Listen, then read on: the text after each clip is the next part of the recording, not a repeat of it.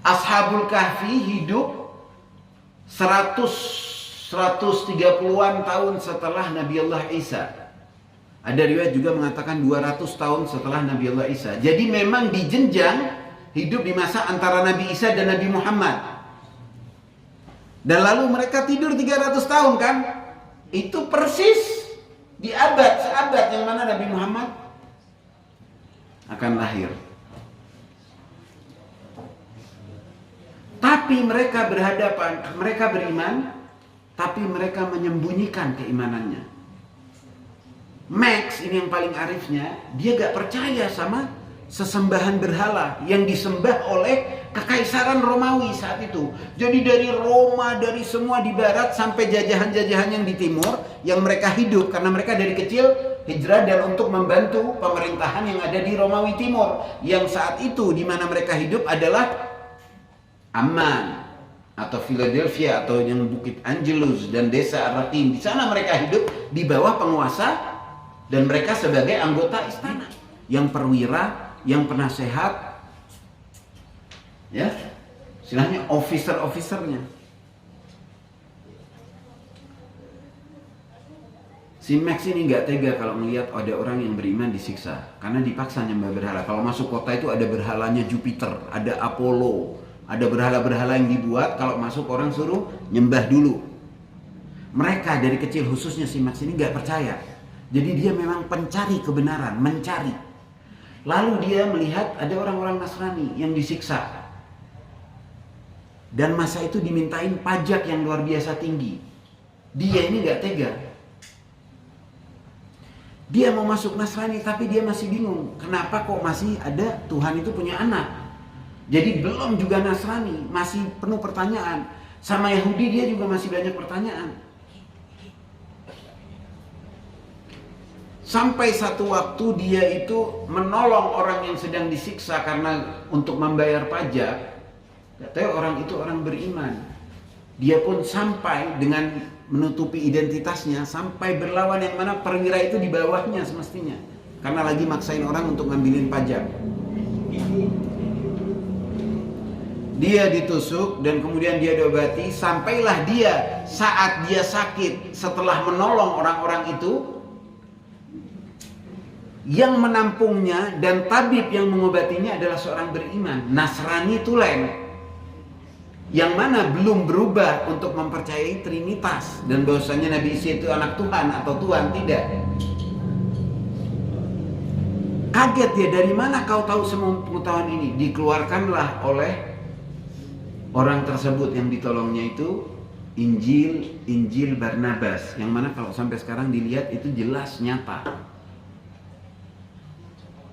Jadi hanifan musliman, sesuai agama Nabi Isa, Nabi Musa, Nabi Ibrahim dan para anbiya'illah, yang mana muwahhidin, yang mana semua mereka bertauhid. Jadi ketika dia baca, bukan hanya dia baca dan dia renungi, dia salim, menyalin Injil yang dia temui yang asli itu, dan dia beriman. Sampai dia nemu 3 yang lain yang akhirnya satu visi dan sama-sama beriman. Dan akhirnya ke 6 itu orang-orang yang beriman, tapi 3 sama 3-nya awalnya tidak ada yang tahu, saling menyembunyikan keimanannya. Karena kalau tahu bukan hanya dipecat, dibunuh. Mereka punya guru-guru yang mengajarkan keimanan sudah dibunuh. Ada Platonius disalib dan dibakar. Am hasibta anna ashabal kahfi war-raqim kanu min ayatina ajaba idh awal fityatu ilal kahfi faqalu rabbana atina min ladunka rahmatan wa hayyi lana min amrina rasyada. Setelah ayat surat ini memberikan mukaddimah, segala puji bagi Allah, menyinggung apa? Untuk apa? Memberikan kabar gembira kepada orang-orang yang beriman dan beramal soleh, dan juga memberi peringatan kepada mereka yang mengatakan, yang musyrik, yang menyembah berhala, yang mengatakan bahwasanya Allah itu juga beranak. Wa yunziral ladzina qalu ittakhadallahu walada. Mengapa? Jelaskan atas situasi yang berada di masa Ashabul Kahfi itu hidup. Jadi rata-rata kita itu hanya mengenal sepenggalnya dan tidak tahu perjuangan mereka seperti apa. Itu yang akan kita bahas insya Allah. Apa kisahnya? Bukan hanya mereka tertekan kemudian berangkat ke goa, kemudian tidur 300 tahun. Tidak ada hal di balik itu semua. Dan dijadikan nama suratnya ini dengan nama mereka, Al-Kahfi.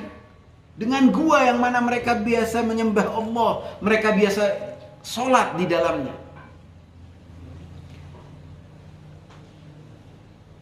Dan Allah mengisahkan, dimulai dengan apa? Am hasibta anna ashabal kahfi warraqimi kanu min ayatina ajaba. Apakah engkau mengira bahwasanya ashabul kahfi dan desa yang menetap di desa Raqim dan Ar-Raqim yang dekat dari goa itu adalah dari tanda-tanda kami yang ajaib. Karena itu kata yang keluar dari penanya. Jadi kisahnya orang-orang Quraisy ingin membuktikan, ingin meyakinkan orang-orang bahwasanya Nabi ini Nabi palsu. Karena segala tuduhan sudah diangkat terhadap Nabi. Tuduhan bahwasanya dia adalah seorang penyihir. Tapi semua orang tahu penyihir tidak ada yang seperti itu. Dituduh pula bahwasanya beliau seorang penyair gila. Orang-orang tahu bahwasanya Nabi bukan gila, bukan penyair. Dituduh juga bahwasanya dia seorang kahana, dukun dan sebagainya tuduhan. Tidak juga berhasil. Jadi mau cari tahu mereka ini sebagai gelintir orang kafir mendatangi ahbar, orang-orang pendeta Yahudi yang berada di Madinah. Karena apa? Menganggap bahwasanya mereka lebih tahu mengenai kabar-kabar kenabian dan umat-umat terdahulu. Sementara yang menyembah berhala gak tahu banyak mengenai itu. Jadi mereka datang untuk tahu. Begitu dengar kabarnya, ini para pendeta Yahudi melontarkan, kalau gitu Anda tanya beberapa pertanyaan gini. Kalau dia bisa tahu jawabannya berarti dia nabi. Tanya mengenai kejadian yang terjadi mengenai Ashabul Kahfi. Mengenai suatu orang, segelintir orang, sekelompok yang masuk ke gua dan kisahnya begitu ajaib. Dan juga mengenai Dzulqarnain dan juga mengenai Ruh. Maka mereka berangkat ke Nabi menanyakan itu. Sehingga Al-Qur'annya memulai dengan kata Am hasibta anna ashabal kahfi warraqimi kanu min ayatina ajaba.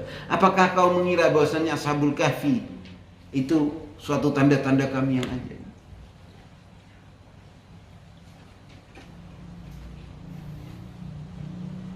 إذ آوى الفتية إلى الكهف فقالوا ربنا آتنا من لدنك رحمة وهيئ لنا من أمرنا رشدا. Ketika mereka pergi ke dalam gua dan mereka berdoa kepada Allah, Rabbana atina min ladunka rahmah wa hayyi' lana min amrina rasyada. Meminta petunjuk dari Allah. Meminta rahmat dan petunjuk rasyada. Insyaallah satu waktu lain kita bahas khusus mengenai rusyd ini yang diminta. Kemudian dengan penjelasan innahum fityatun amanu bi rabbihim wa zidnahum huda. Sesungguhnya mereka adalah pemuda-pemuda, gak harus pemuda fityah itu ya, sosok-sosok pemuda-pemuda, jiwanya yang pasti muda, penuh semangat, penuh perjuangan. Fityatun amanu bi rabbihim wa zidnahum huda. Orang-orang yang beriman kepada Tuhannya dan kami tambahkan petunjuk kepada mereka. Karena memang situasi yang mereka hidup luar biasa perjuangannya mereka.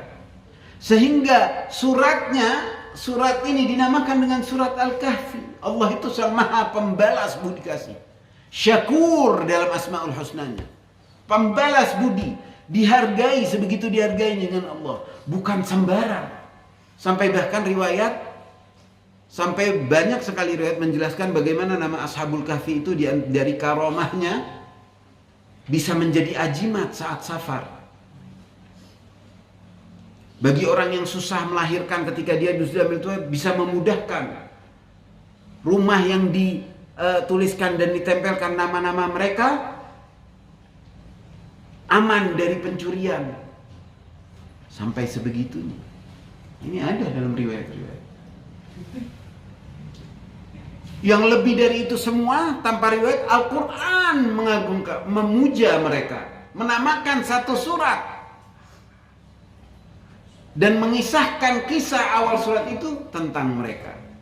Jadi Ashabul Kahfi ini, ya, keenam orang itu hidup di masa yang mana mereka itu berada di alam dan dunia antara penguasa pemerintahan yang menyembah berhala-berhala dan juga agama yang sedang diselewengkan, yaitu agama Nasrani. Kemudian adu domba dari Yahudi yang masih membenci Nasrani dan membuat konspirasi dan berkomplot dengan pemerintahan. Jadi kaum Nasrani lagi dihabisin habis-habisan, dibunuhin, dijadiin makanan singa, dibuat pertunjukan suruh saling membunuh. Jadi betul-betul dizalimi dan mereka tidak kuat melihat orang-orang mukminin diperlakukan seperti itu. Jadi itu sedikit mengenai gambaran. Kalau mau lihat ada filmnya, lumayan banyak episodenya. Film mengenai Ashabul Kahfi ada yang 14 episode, mungkin saya share nanti. Itu mereka berhadapan dengan kaum yang berbeda dan kemudian menyembunyikan keimanannya. Gak terbayang. Kalau seorang wanita seperti Siti Asiyah sampai terangkat derajatnya menjadi Sayyidatun Nisa'il Alamin karena dia hidup di dalam istana, tapi dia yang menyelamatkan kaum mukminin dan menyelamatkan Nabi Allah Musa dari kejahatan Fir'aun. Sampai terangkat derajatnya sebegitu tinggi menjadi Sayyidatun Nisa Siti Asiyah. Ini Ashabul Kahfi pun sama, di istana dia selalu menolong, kadang menjatuh-jatuhkan berhala, sebentar menolong yang ditindas, paginya dia pakai pakaian perwira rapi di istana, menyelamatkan banyak orang, dan kemudian mengajarkan, mendakwah, sampai terakhirnya tidak kuat. Ada sebagian yang mau mikir udah asasinasi aja, menghancurkan berhala, terus bunuh kaisar yang mana saat itu sedang datang dari Roma. Jadi penguasanya saat itu lagi sibuk mau nerima kaisar, lagi mau datang, tapi berhadapan juga dengan kaum Nasrani yang mana sedang mereka habisi, lagi dimusuhi. Nanti pada akhirnya kita tahu Ashabul Kahfi adalah yang paling berjasa sehingga dunia barat mengenal keimanan. Ya, sehingga banyak bahkan sampai Romanya menjadi Nasrani. Walaupun terus banyak didistorsi kan. Nah, jadi mereka menyembunyikan sampai akhirnya mereka mikir momen yang terbaik apa? Maximilianus sebagai yang paling arif itu bilang, dia masuk ke kahfi minta jawaban apa solusi. Dia sudah gak tega dengan kaum mukminin, ya, yang disiksa habis-habisan, disalib, dibakar. Terus pemaksaan dengan untuk menyembah berhala, menyembah kaisar sebagai dewa dan anak dewa. Gimana mereka melawan itu? Dia sering beribadah dan baca kitab suci ini, Injil, di goa itu. Sehingga dia akhirnya mendapat inspirasi itu. إذ أوى إلى الكهف فقال ربنا آتنا من لدنك رحمة وهيئ لنا من أمرنا. Jadi dia memahami bahwasannya saat yang paling tepat adalah mereka bangkit, dia mau bangkit ketika kaisar hadir dan menjadi tamuan. Waktu kaisar sudah hadir sampai di istana, dimulailah segala macam pertunjukan, kemudian majulah perwira-perwira tinggi, anggota istana untuk mengucapkan selamat dan menyembah dan berbaiat kepada sang raja. Disitulah dia bangkit dan dia ucapkan, dia tidak ruku dan dia mengatakan, saya tidak menyembah berhala-berhala, itu bukanlah Tuhan. Saya menyembah Tuhan yang Maha Esa, yang menciptakan langit dan bumi, yang menciptakan. Jika Anda Tuhan atau anak Tuhan, apakah Anda bisa menolak kematian? Apakah Anda bisa tidak makan? Jadi dia lontarin, itu semua shock saat itu di kehadiran dan pertunjukan di istana. Semua kaget, terkejut dan menjadi masalah yang Begitu melihat dia maju, 2 yang lainnya maju, 3 lain yang selama ini menyembunyikan keimanan juga melihat seperti itu. Mukminin yang berada, khususnya 6 ini, langsung ikut dan bangkit mengucapkan hal yang sama bersama yang arifnya itu. Jadi 6 mereka. Lalu mereka ditangkap dan hendak dibunuh dan hendak dibakar, hendak disiksa untuk supaya taubat. Karena si penguasa itu malu sama Kaisar Romawi yang lagi hadir, tahu-tahu malah ada istananya ternyata gak steril. Ada orang-orang beriman.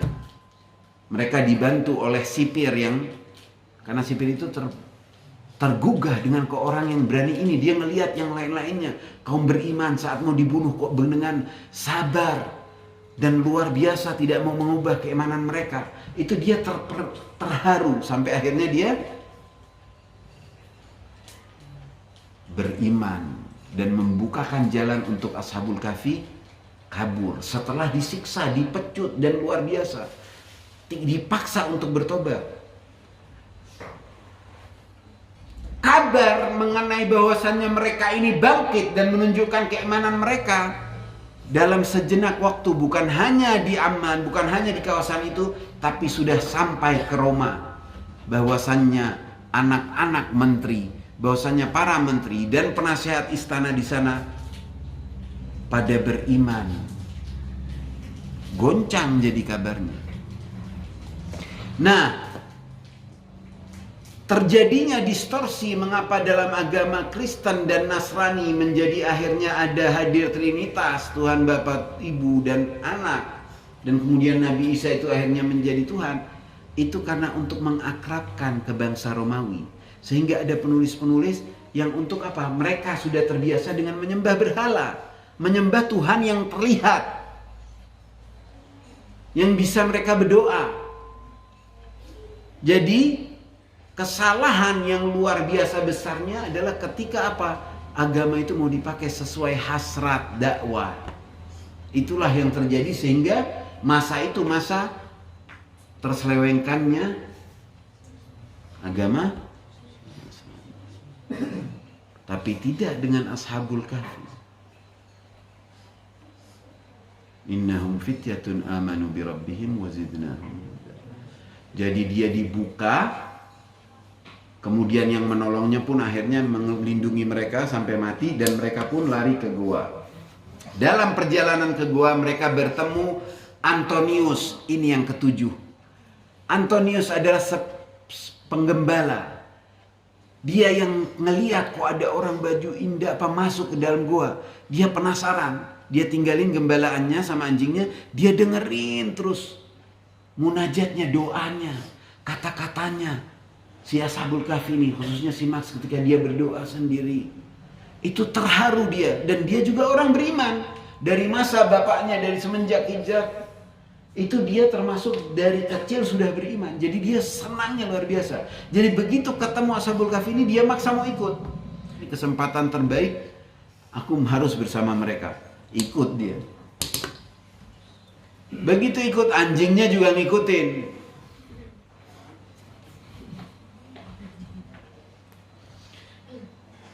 Anjingnya ngikutin. Nah, anjingnya ini ada kisah lainnya sampai disebut. Kenapa sampai sebegitu signifikan dalam Al-Quran? Wa kalbuhum basitun dhira'ihi bil wasi. Akhirnya gimana? Mereka dicari.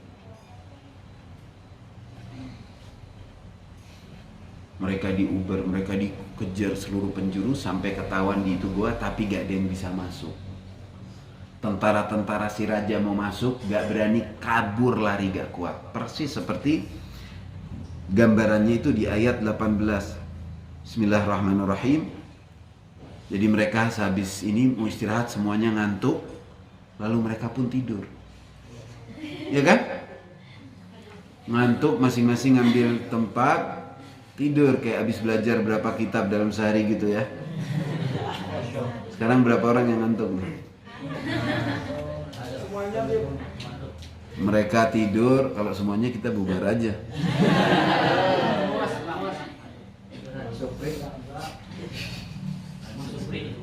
Jadi mereka pun tertidur. Nah, ketika itu mereka mau masuk, ada yang mau masuk, mau menangkap, setelah terketahuan tempat persembunyiannya itu, tidak ada yang bisa, pada lari ketakutan. Makanya wa tahsabuhum aiqadan wa hum ruqud wa nuqallibuhum dhatal yamin wa dhatal shimal. Ya kan? Jadi mereka, orang yang masuk itu mengira bahwasannya dia ini terjaga, nggak tidur. Dan kami bolak-balikan. Kemudian wa kalbuhum basitun dhira'aihi bil wasid law ittala'ta 'alaihim lawallaita minhum firaran wa lamulita minhum ru'ba. Kalau Anda ngelihat, ya, lawallaita minhum firaran, Anda akan kabur ketakutan, wa lamulita minhum ru'ba, akan terselimuti dengan rasa takut. Jadi gak ada yang bisa masuk, gak orang yang mau nangkap, bahkan orang beriman yang sempat mau buka setelah goa itu ditanam, maksudnya biarlah dianggap dikubur hidup-hidup sama si kerajaan akhirnya. Siapapun yang masuk gak kuat, lari ketakutan. Kalau gambarannya yang ada katanya mereka itu seperti melek dan memancarkan cahaya. Jadi udah anjingnya juga ngeri, mereka melihat anjingnya, terus begitu melihat keadaan mereka bingung, orang keluar itu ketakutan, apalagi mereka yang biasa nyembah berhala. Alhasil mereka tidur dan setiap ada yang mau masuk gak kuat lari keluar ditanam. Nah, orang beriman setelah hari demi hari itu, setelah seminggu setelah ini, sampai melakukan perlawanan untuk membuka dan menyelamatkan. Tapi ketika mereka mencoba pun mereka gak ada yang berani, gak bisa. Jadi seakan-akan memang seperti apa itu suasananya, wallahu a'lam. Akhirnya mereka itu disampaikan oleh guru mereka bahwasannya nanti kebenaran yang kalian sembunyikan dalam kegelapan ini nanti akan terdengar dari tiap atap dan akan menjadi terang. Jadi saat itu menanti pertolongan. Mereka itu yang menanti kapan iman akan merata, kapan umat yang beriman gak ditindas. Menanti-nanti saat itu. Dan Allah sudah janjikan itu akan terjadi. Guru mereka juga mengatakan. Nah, akhirnya mereka tidur di dalam gua. Dan mengapa setelah 3 abad, setelah dinasti demi dinasti, pergulingan, pembunuhan, pergantian raja, 3 abad tidur.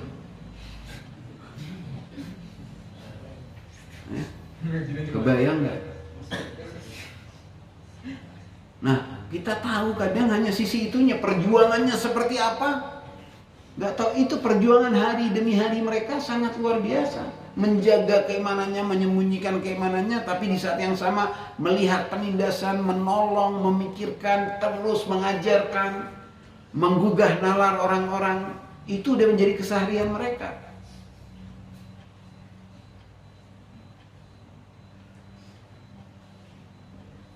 Setelah 300 tahun tidur, baru kan Allah bangkitkan.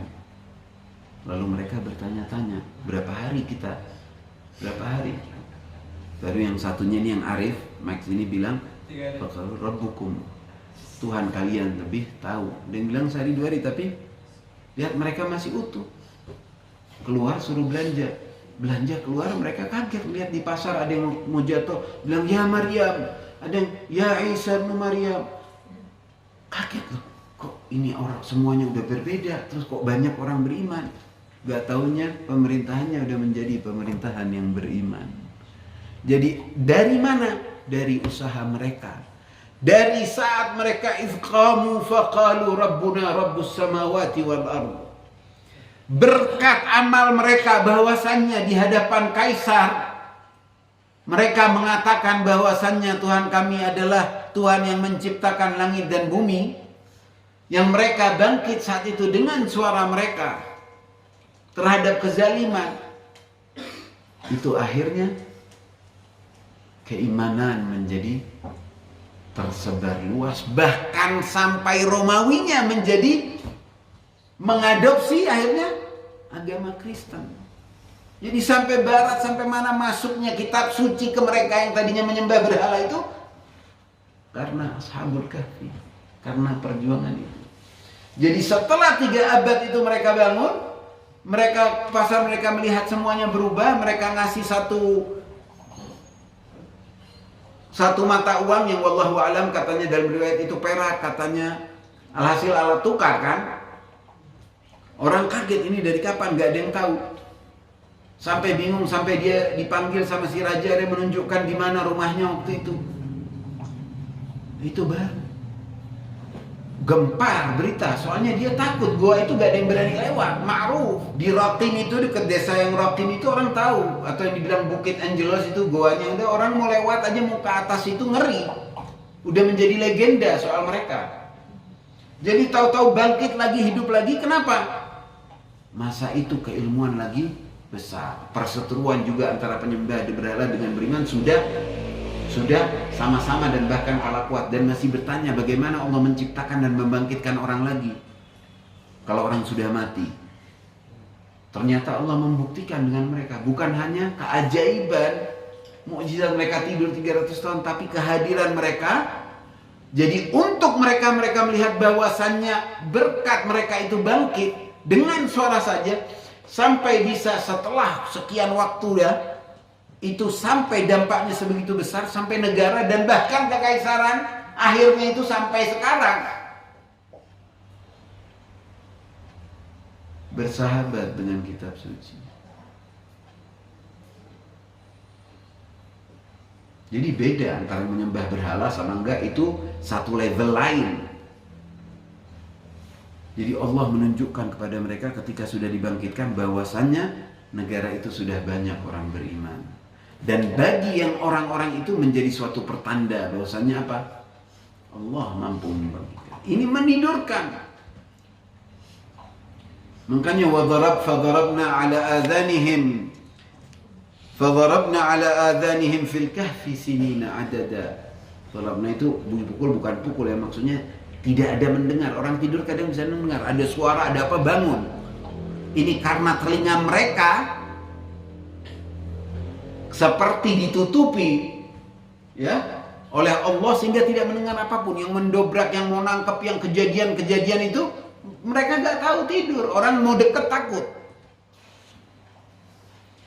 Jadi hikmah setelah 3 abad itu, dia bangun, dia melihat ternyata semua berubah, dan bahkan negara-negara berubah, dan bahkan sampai mana? Sampai di Madinah.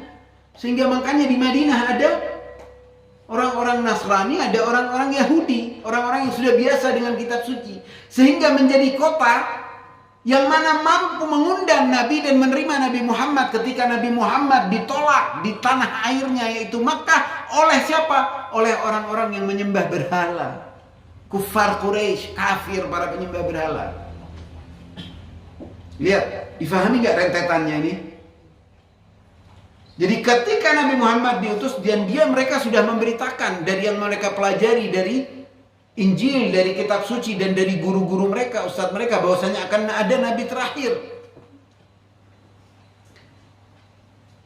Nah itu sama, itu berhala-berhala Lata, Uzza dan berhala-berhala yang bagus sering datangnya dari Aman, jualnya itu dari Aman. Makanya ada Petra, ada semua dari masa Nabi Allah Hud, masa Nabi Allah Saleh, masa sebelumnya itu udah banyak penyembah berhala. Para kubu-kubu dan keturunan Qabil.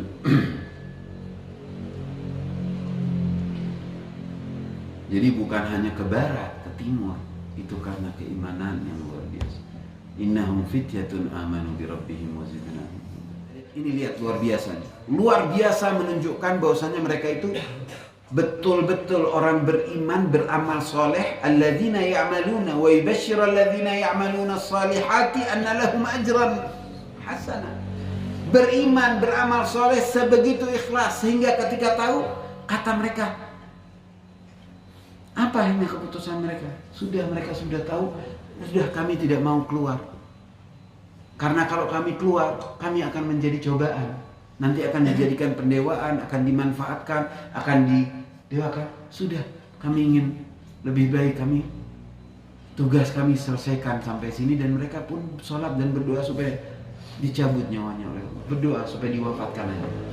Bayangkan. Jadi yang lainnya itu hatta mau keluar lagi, mau lihat enggak? Itu menunjukkan apa? Menunjukkan syauq, kerinduan yang sebegitu dahsyat kepada Tuhan mereka, kepada Allah Azza wa Jalla. Wazidnahum huda warabatna, sudah terikat hati mereka. Jadi orang tingkat aulia mereka itu sudah. Dan ini mestinya menjadi pelajaran bagi bangsa Romawi. Namanya tetap ada dalam prasasti. Makanya orang-orang yang disuruh tahu, karena di Madinah tahu ada prasasti, ada terdengar kisah mereka ini kemana-mana. Sampai menyebarnya keimanan, mengalahkan penyembahan berhala. Sekarang antum tahu kisahnya dan kisah para wali ini yang di masa antara Nabi Isa dan Nabi Muhammad, yang telah dengan keberanian mereka dan perjuangan mereka sampai tersebarlah keimanan, sehingga sampai di tempat-tempat yang orang pun siap akhirnya menyambut Nabi. Tala al-badru alaina, sebegitu besar pengaruhnya di barat dan di timur. Rabbana ala qulubihim. Allahu Akbar. Itu ada telaah khusus juga mengenai qalbun marbut, hati yang terikat dengan syauq dan kerinduan kepada Allah. Ya Rabb, semoga kita semua insyaAllah diberi karunia itu. Sehingga kita insyaAllah termasuk orang yang disayangi, yang menyayang dan selalu disayangi oleh Allah Rabbul Alamin.